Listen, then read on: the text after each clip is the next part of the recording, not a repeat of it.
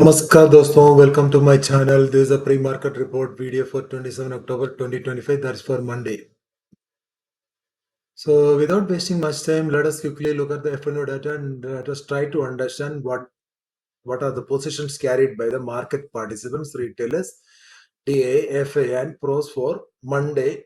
And we'll also try to understand where the market can go on Monday. And we'll try to analyze all the possible moves based on this data. Those who are new to this channel, how to read this data.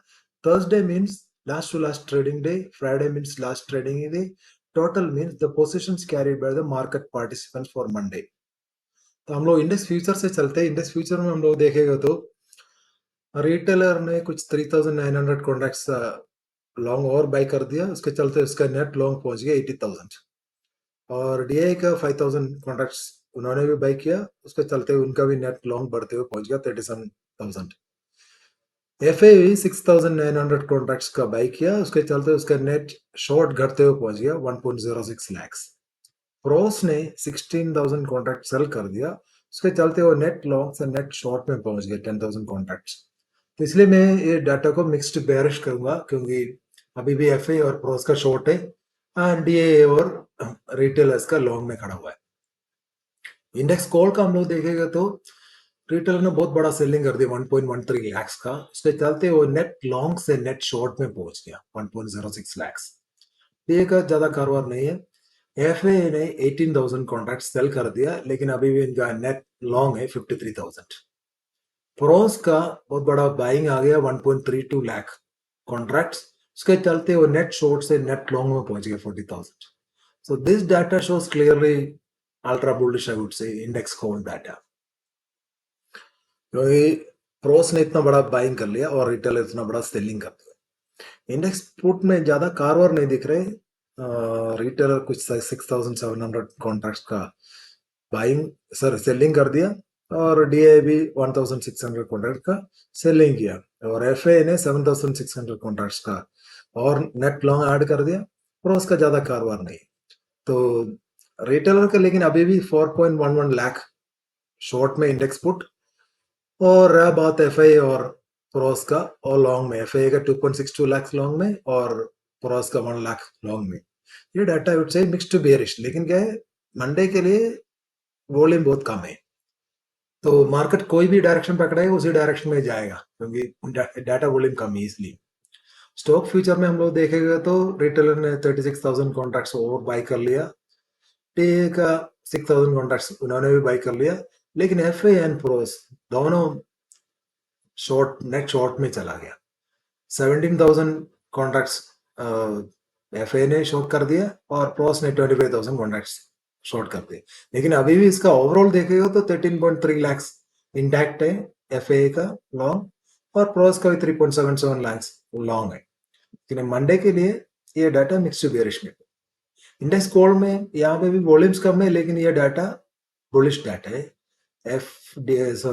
Retailer ने cell किया, बाकी जितना भी market participant buying में चल रहे. So I would say this data is mixed bullish. लेकिन सोचने वाला बात तो ये है कि 6.57 लाख अभी भी स्टॉक को लॉन्ग में रिटेलर और प्रोस का 4.44 लाख शॉर्ट में. इसके चलते हुए क्या हो सकते हैं, कुछ कुछ स्टॉकों में पिटाई होते हुए देख सकते हैं. मंडे को भी, फ्राइडे में हमने देखा, मंडे भी हो सकते हैं. इंडेक्स मैनेजमेंट के लिए हेवी वेट्स को लिफ्ट कर देगा, बाकी स्टॉक्स में पिटाई देखने को मिल सकते हैं. स्टॉक पुट में रिटेलर और 25,000 कॉन्ट्रैक्ट्स बुलिश साइड में ऐड कर लिया. उसके चलते उसका 2.38 लाख स्टॉक पुट शॉर्ट में पहुंच गया और बाकी सारे मार्केट पार्टिसिपेंट्स लॉन्ग में चल रहे. So I would say this data is mixed bearish. तो मैंने जैसे बोला, हो सकते हैं जो स्मॉल कैप वगैरह में और कई सारे स्टॉकों में पिटाई होते हुए देख सकते हैं मंडे को भी. तो if I wanted to summarise this data, I would say retailers gone mixed to bearish in stock option क्योंकि इसका इंडेक्स कॉल का डाटा देखो.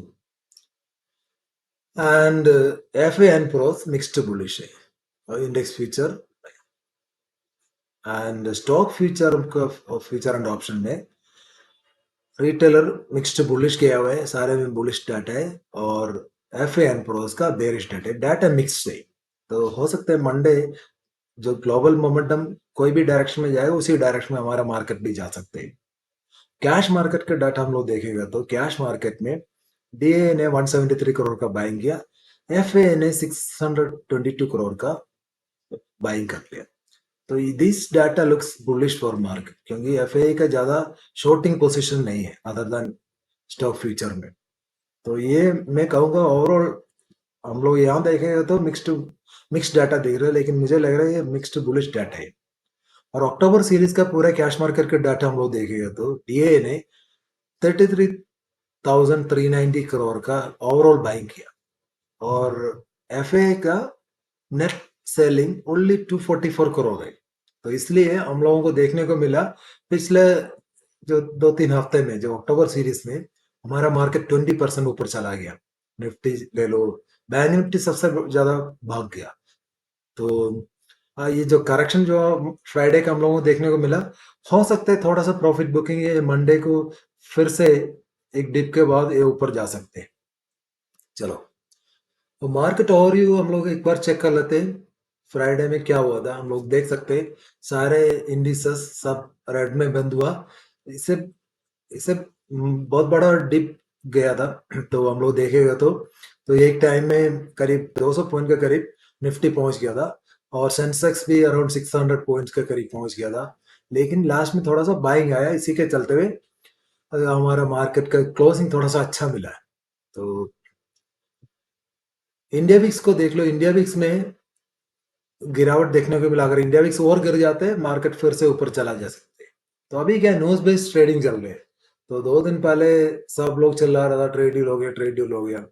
और फ्राइडे में फिर से न्यूज आया कि हम लोग रेडी नहीं है, क्योंकि कंडीशन बेस्ड एग्रीमेंट के लिए वी आर नॉट रेडी। तो हम लोगों ने क्लियरली बोल दिया रशिया का क्रूड को हम लोग बाइंग करेगा, लेकिन इसमें अभी क्लैरिटी नहीं मिला। तो हम लोग भी यूएस के साथ रिलेशनशिप खराब नहीं करना चाहते। At the same time we also wanted to have some balance between India, US, India, Russia. तो रशिया को हम लोग ऐसे छोड़ नहीं सकते।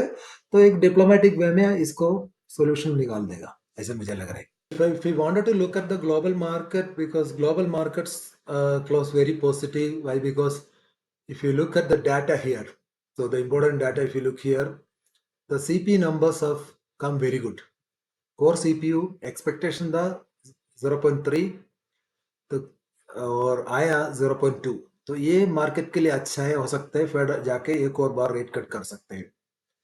और सीपीआई मंथ ऑन मंथ में भी आप लोग देखेगा तो 0.4 का अनुमान था, और लेकिन आया 0.3। ये भी अच्छा डाटा है। और ईयर ओवर ईयर भी देख लेगा तो 3.1 का एक्सपेक्टेशन था, आया 3%।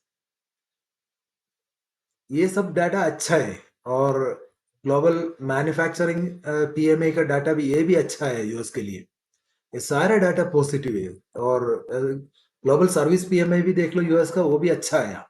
और हमारा सर्विस पीएमआई का भी डाटा हम लोग एक बार देख सकते हैं। तो हमारा मैन्युफैक्चरिंग पीएमआई डाटा 57.7 था लास्ट टाइम, लेकिन हमारा है 58.4। ये मार्केट के लिए पॉजिटिव अक्टूबर में। लेकिन क्या सर्विस पीएमआई में थोड़ा सा डिप देखने को मिला, ज्यादा नहीं है, लेकिन इसके असर मार्केट में नहीं पड़ना चाहिए। और हमारा फॉरेक्स रिजर्व भी थोड़ा सा बढ़ते हुए देखने को मिला है। तो ये सारे डाटा इंडिकेट कर रहे, पॉजिटिविटी इंडिकेट कर रहे हैं। तो विद दिस हो सकते हैं मंडे में हमें फिर से एक अप मूव देखने को मिल सकते हैं। हमारा जो निफ्टी है 26,000 रिक्लेम करने की कोशिश कर सकते हैं, और बैंक निफ्टी भी हो सकता है 58,000 रिक्लेम करने के लिए कोशिश करेगा।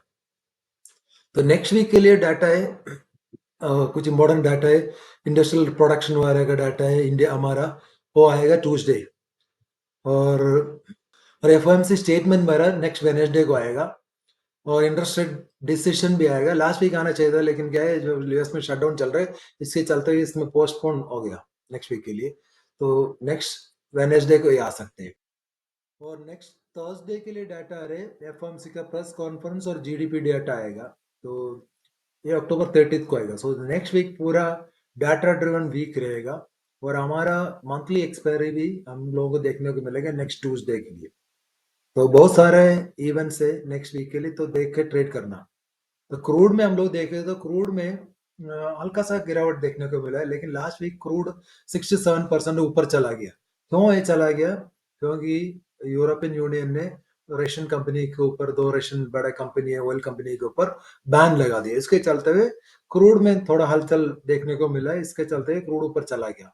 लेकिन क्या अभी भी ये मामला सुलझा नहीं है, तो हो सकते हैं क्रूड और थोड़ा ऊपर जा सकते हैं, अगर इसमें कोई सॉल्यूशन अभी आया नहीं तो। अभी ज्यादा घबराहट नहीं है ग्लोबल मार्केट में, लेकिन हो सकता है क्रूड में और थोड़ा सा बढ़ोतरी देखने को मिल सकते हैं। तो क्रूड में ब्लाइंडली अभी शॉर्ट नहीं करना। कोई भी डिप आते हैं आप इसमें टाइम बीइंग के लिए बाइंग के नजरिया में हम लोग देख सकते हैं। तो मेरा ये लेवल में मार्क रख करके रखा हूं, अगर 5400 के पास आते हैं क्रूड, तो आप एक बाइंग नजरिए में इसको कंसिडर करना, और 5500 के पास इसको शॉर्टिंग में भी आप कंसिडर कर सकते हैं। गोल्ड में बहुत सारे उठक पटक देखने को मिले हैं। गोल्ड अभी डेंजर जोन में चला गया, तो बायस छोड़ने के लिए राजी नहीं है। कोई भी डिप आते हैं उसमें बाइंग में वो कन्वर्ट हो जाते हैं, लेकिन कब तक ये पागलपन चलेगा मुझे कुछ पता नहीं है। और सिल्वर में भी यही चल रहे हैं, पागलपन चल रहे हैं, नीचे लेवल पे बाइंग आ रहे हैं, ऊपर लेवल से सेलिंग आ रही है। तो हो सकते हैं कोई बड़े खिलाड़ी लोग हैं, ये इनको डम कर देगा। अक्टूबर सीरीज में मुझे नहीं दिख रहे, लेकिन हो सकते हैं नवंबर सीरीज में ये बहुत बड़ा डंपिंग बाय दिसंबर। गोल्ड का प्राइस मेरा ये अनुमान है, तो मैं इसमें सेलिंग और बाइंग का रिकमेंडेशन के लिए नहीं दे रहा हूँ।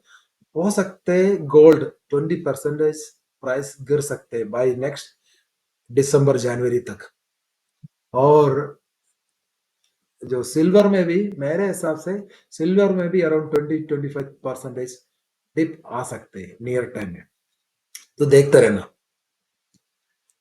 चलिए हम लोग अभी चलते हैं, will look at top gainers 24 अक्टूबर में। तो हिंडाल्को, आईसीआईसीआई बैंक, भारतीय एयरटेल, बहुत सारे स्टॉक में हम लोगों को बढ़ोतरी देखने मिला। हिंडाल्को में क्यों इतना बढ़ोतरी आया? क्योंकि एल्यूमिनियम प्राइसेस तो यूके एक्सचेंज में पाउंड में मैं बता रहा हूँ 2850 को मार्क क्रॉस कर लिया। इसी के चलते वेदांता, नाल्को, हिंडाल्को वगैरह में बढ़ोतरी देखने को मिला है। तो इसमें क्या हो सकता है, अगर मान लो मंडे इसमें कोई भी डिप आते, मान लो कुछ डिप आ जाते इनिशियल 1 आवर के लिए, आप इसमें बाइंग के नजरिए में कंसिडर कर सकते हैं। मान लो हिंडाल्का में और 1-2% का तेजी आ जाते, तो टॉप में आप इसको शॉर्टिंग भी कर सकते हैं। तो आईसीआईसीआई में अभी शॉर्टिंग नहीं करना। आईसीआईसीआई में अभी कोई भी डिप है आप इसको बाइंग के नजरिए में कंसिडर करना, क्योंकि आईसीआईसीआई अभी तक अंडर परफॉर्मिंग है। हो सकता है बैंक निफ्टी को यहाँ से आईसीआईसीआई ऊपर उठा के लेके जाएगा। भारतीय एयरटेल में मैं अगर मान लो इसमें कोई भी उछाल आते, मान लो इसमें और अप मूव आ जाते, आप उसको शॉर्टिंग के नजरिए में कंसिडर करना। इनिशियल डिप आप छोड़ देना, 1 घंटे के बाद मान लो एक बार इसको ऊपर आने दो भारतीय एयरटेल को, उसके बाद ही सोचना। और जितना भी वॉल्यूम स्टॉक्स है, वो वॉल्यूम स्टॉक में अगर कोई डिप आ जाते आप इसमें बाइंग के नजरिए में कंसिडर कर सकते हैं। डॉक्टर रेड्डी का रिजल्ट इतना अच्छा है, डॉक्टर रेड्डी में अगर मान लो कोई भी उछाल आ सकते हैं, आप उसको सेलिंग के नजरिए में कंसिडर करना मंडे के लिए। तो या टॉप लॉसर में हम लोग देख लेते हैं, बहुत सारे स्टॉक्स टॉप लॉसर में दिख रहे हैं। हिंदुस्तान यूनिलीवर वगैरह रिजल्ट का बाद एक बहुत बड़ा गिरावट इसमें देखने को मिला। हो सकता है और मान लो कि हिंदुस्तान यूनिलीवर कोई भी उछाल आते हैं, एक उछाल के लिए इंतजार करना। अगर उछाल आते हैं इसमें आप सेलिंग का नजरिए में कंसिडर कर सकते हैं। ये जहां जहां जितना भी वॉल्यूम स्टॉक्स वॉल्यूम दिख रहे हैं ज्यादा ज्यादा, या टाइटन वगैरह में बहुत बड़ा वॉल्यूम मुझे देख, axis bank, sorry axis bank बारे में, मान लो एक्सिस बैंक में कोई भी उछाल आते हैं आप इसको सेलिंग के नजरिए में कंसिडर कर लेना। तो ये सारे वॉल्यूम्स आप चेक कर लेना। और मैं एक बार आप लोगों को कोटक बैंक का रिजल्ट के ऊपर लेके जाना चाहता हूँ, 1 मिनट में आप लोगों को ले लूंगा। तो कोटक बैंक का क्या रिजल्ट, रिजल्ट अच्छा है नहीं, हो सकते हैं सब लोग बोल रहे हैं इन लाइन विद एक्सपेक्टेशन वगैरह, मेरे हिसाब से ये रिजल्ट खराब है। क्योंकि इसका प्रॉफिट, नेट प्रॉफिट 11% गिर गया। तो ये हायर हायर प्रोविजन की वजह से गिर गया। But why banks give higher provision? Because they are afraid of bad bad डेप्ट और बैड लोन्स, इसीलिए क्या है हायर प्रोविजन उनको दिए जा रहे हैं। तो ये अच्छा नहीं इसके लिए, जो कोटक बैंक के लिए। एक और बात है, जो सितंबर क्वार्टर में ये आया 4,468 करोड़ आया। तो ये लास्ट ईयर में इसका था 5,044 करोड़ था। तो क्लियरली दिख रहे हैं ये वीकनेस इसमें। ऑन स्टैंड अलोन बेसिस में भी ये जो नेट प्रॉफिट में 3% डाउन दिख रहे ईयर ऑन ईयर बेसिस। ये भी हायर प्रोविजन है, बट या एंड देखने वाले बात है नेट इंटरेस्ट इनकम है। तो this is increase other income ये बाकी सारे जो इनकम है जैसे इंश्योरेंस वाले का इनकम हो सकता है, ट्रेजर इनकम है, सब में डिक्लाइन आया। मैंने इसका पूरा देखने वाला था लेकिन ज्यादा टाइम लग जाएगा, नहीं तो हम लोग एक बार इसका पूरा पीएनएल को एनालिसिस कर सकते हैं। तो मैंने इसका एसेंस लेके आप लोगों को बता रहे हैं। नेट इंटरेस्ट मार्जिन ये सबसे बड़ा डाटा है, इसमें 37 बेसिस पॉइंट का गिरावट देखने को मिला, क्योंकि 4.54% नेट इंटरेस्ट मार्जिन गिर गया। ये अच्छा नहीं मार्केट के लिए। मार्केट के लिए क्या मैं बोल रहा हूँ, ये स्टॉक के लिए अच्छा नहीं है। NM is the measure of profitability of a lender. ये प्रॉफिटेबिलिटी में डिक्लाइन दिख रहा है, असेट क्वालिटी में डिक्लाइन दिख रहे हैं, इसीलिए मैं बोलूंगा ये रिजल्ट खराब है। Finally we reach the technical view and outlook for Monday. तो निफ्टी में 25,780 के नीचे निफ्टी अगर चलना शुरू किया तो आप लोग इसको शॉर्ट कर सकते हैं। फर्स्ट टारगेट है 25,730। अगर 25,730 भी टूट गया तो 25,700 तक आ सकते हैं। 700 इज द मेजर सपोर्ट। अगर 25,700 टूट गया तो बहुत बड़ा गड्ढा में गिर जाएगा, हो सकते है 150-200 पॉइंट और गिर सकते हैं। लॉन्ग के लिए 25,800 को ऊपर आप लॉन्ग खोजना। First target 860 followed by 910। अगर ये 910 के ऊपर निकल गया और सस्टेन करेगा तो 26,000 भी ये रिक्लेम करने के लिए कोशिश करेगा। तो मेरे हिसाब से Monday play level to level, because Tuesday is the monthly expiry, तो हेवी पोजिशनल एडजस्टमेंट हो सकते हैं। एंड मेरे हिसाब से 25,700 टू 800 100 पॉइंट का रेंज है। ऑप्शन बायर इसको अवॉइड करना है। ऑप्शन सेलर चाहे तो इस रेंज सेल कर सकते हैं। पीसीआर ओवरसोल्ड टेरिटरी में चला गया, तो इसमें एक बाउंस आने के लिए बाकी है।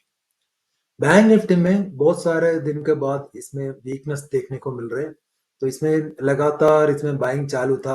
मुझे पता नहीं क्यों इतना पंपिंग कर रहा था। एक्सिस बैंक बारे में रिजल्ट खराब था, लेकिन क्या है ऑपरेटर इसको पंप कर कर करके जितना भी रिटेल लोग इसमें शॉर्ट में बैठा था उन सबका एसएल काट के नीचे ला दिया।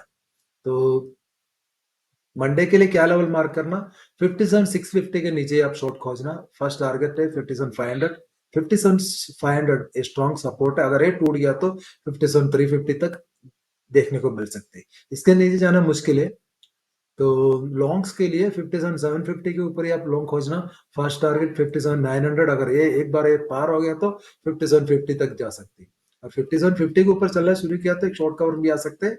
बहुत बड़ा ऊपर का लेवल ओपन स्काई है बैंक निफ्टी के लिए। अगर मान लो 57,500 के नीचे चलना शुरू किया तो इसमें शॉर्ट कर लेना बैंक निफ्टी। बैंक निफ्टी के पीसीआर अभी भी अच्छा दिख रहे हैं, ये बुलिश मोमेंटम इंडिकेट कर रहे हैं। तो जो कोटक बैंक का जो रिजल्ट खराब आया, हो सकता है आईसीआईसीआई और बाकी बैंक है वो उसको कवर कर लेगा, एसबीआई वाला इसको कवर कर लेगा। ज्यादा गिरावट देखने को मिल नहीं सकते, तो इस उम्मीद में बैंक निफ्टी का शॉर्ट नहीं करना। सेंसेक्स में 84,200 ये लेवल का नीचे चलना शुरू किया था। अब इसको 84,000 फर्स्ट टारगेट फॉलोड बाय 83,800। 83,800 एक सपोर्ट का काम करना चाहिए। तो मंडे के लिए हो सकते हैं आईटी स्टॉक्स एक बार और ऊपर जा सकते हैं, क्योंकि यूएस मार्केट बहुत बुलिश में बंद हुआ और नास्डैक और अच्छा खासा बुलिश लेवल में बंद हुआ, तो आईटी स्टॉक्स के लिए अच्छा है। तो लॉन्ग्स आप कंसिडर करना 84,300 के ऊपर ही कंसिडर करना। First target 84,500 followed by 84,700। तो मेजर रेजिस्टेंस 84,800। जब तक इसके नीचे इसमें शॉर्ट कवरिंग वगैरह आ नहीं सकते। तो सेंसेक्स मेरे हिसाब से 84,500 के ऊपर बुलिश रहेगा। पीसीआर ओवरसोल्ड टेरिटरी में, क्योंकि इसमें एक बाउंस आना बाकी है। तो हम लोग मिड कैप भी एक बार चेक करते हैं। मिड कैप का लेवल हम लोग देखें तो 13,150 के नीचे ही शॉर्ट करना। फर्स्ट टारगेट मिलेगा 13,120 और फॉलोड बाय 13,80 में। इसमें ज्यादा नीचे का टारगेट अभी दिख नहीं रहा मुझे, और एक बार 13,100 टूट गया तो अब नीचे का टारगेट के लिए सोच सकते हैं। तो लॉन्ग के लिए 13,180 के ऊपर आप लॉन्ग कंसिडर करना। First target 13,230 followed by 13,270। Major resistance 13,300। जब तक 13,300 के ऊपर ये नहीं जाते तब तक आप पोजीशन लॉन्ग के बारे में नहीं सोचना। Mid cap will be bullish above 13,200। एक बार इसके ऊपर निकल गया तो बुलिश मोमेंटम कंटिन्यू करेगा, क्योंकि इसका पीसीआर अभी भी अच्छा है। तो मेरे हिसाब से मंडे के लिए मिड कैप में एग्रेसिव शॉर्ट्स के लिए मत सोचना, क्योंकि 2 दिन बाकी एक्सपायरी के लिए इसमें बहुत सारे पोजिशनल एडजस्टमेंट होने बाकी है। निफ्टी टेक्निकली इसमें कुछ वीकनेस मुझे दिख रहा है, क्योंकि मैंने ऑलरेडी बता दिया जो ट्रेड डील का जो न्यूज था वो न्यूज फेड आउट हो गया। उसके बाद मार्केट में वीकनेस आ गया, लेकिन अभी भी क्या है कोई नेगेटिव संकेत अभी आया नहीं। अभी भी पीयूष गोयल भी बोल रहे हम लोग यूएस का प्रेशर में इतना जल्दी ट्रेड डील साइन नहीं करेंगे, लेकिन क्या डिस्कशन प्रोग्रेस में, तो इसको आप नेगेटिव नहीं कर सकते। जब तक 26,000 रिक्लाइम नहीं करते, इसमें ज्यादा बुलिश होने जरूरत भी नहीं है। तो मार्केट टोन अभी भी मैं कहूंगा कि अभी भी ये पॉजिटिव है, ये जो मार्केट का टोन है। लेकिन ये प्रॉफिट बुकिंग वाला जो मंथली एक्सपायरी के चलते हो सकते हैं, कॉशियसली बुलिश रहना। तो कोई भी बायस लेके मंडे को ट्रेड नहीं करना, क्योंकि मेरे हिसाब से मंडे में क्या है, जो डाउन साइड मूव कैप रहेगा और एक अप मूव तो आना ही चाहिए, क्योंकि जो इंडेक्स फॉल का हम लोगों ने डाटा देखा उसका मुद्दे भी एक अप मूव तो आना ही चाहिए। तो देख के ट्रेड करना मंडे के लिए। Finally, let us also take a quick look at the global markets.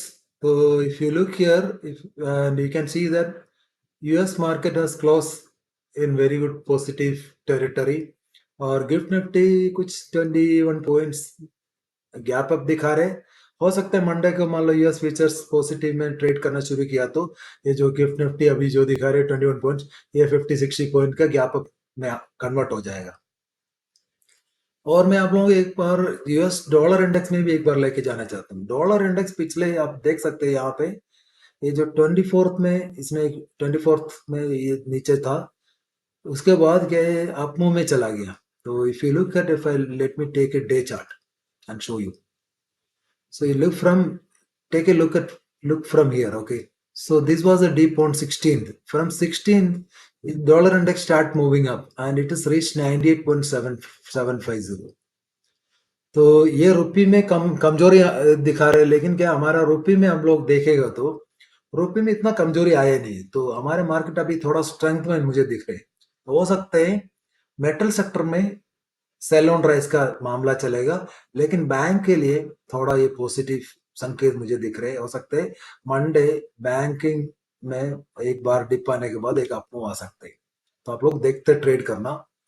So that's all in this video guys, and if you like this video, please subscribe to my channel and like my video, and I appreciate all your comments as well. Thank you. Bye.